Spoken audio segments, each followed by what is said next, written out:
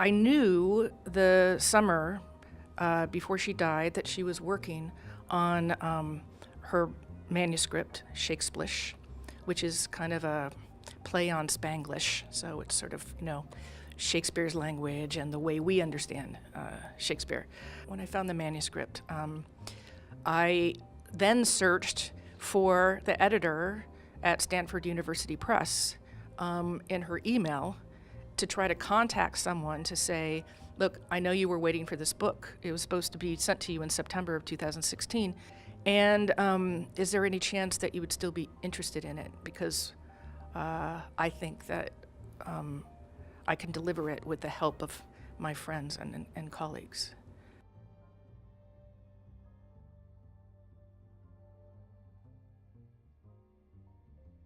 There's an introductory chapter which is a little bit more academic, but the other chapters, which are labeled beautiful, funny, sexy, and smart, the kind of characteristics we attribute to Shakespeare, and so she talks about each one of those, and she talks a lot about what happens in the classroom and what and the kind of give and take between her and her students.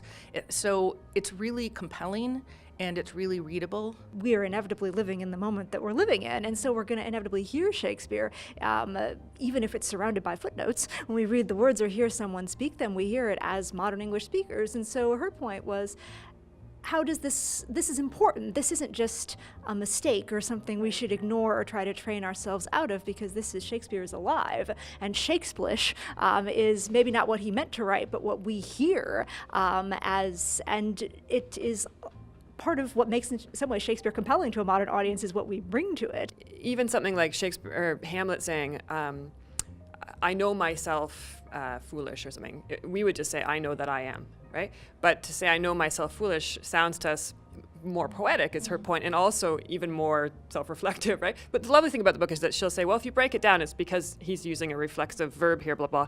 That sounds very dry. But then she would always come back to saying, but at the end of the day, you don't necessarily need to know that to experience that beauty. One of her chapters was sexy, and she had a whole bunch of ways in which Shakespeare's audience would have heard sexual innuendo where we would not, but then where we actually hear sexual innuendo where Shakespeare's audience would not have, it's all kind of shifted. And part of her argument was also that we tend to kind of expect the innuendo to be hidden, and we're interested in finding Shakespeare's hidden sexual language. And she said, actually, it wasn't really hidden. The innuendo was like right up there, right up front, and his audience would have experienced it differently and been looking for different things. It really felt, as I was teaching, like I did have this kind of mentoring presence, with me by virtue of working on this book, because it is so much in her voice and about not just, a scholarly take on what Shakespeare means to her, but it's very much about, well, how do we bring this language alive to our students? How do we teach them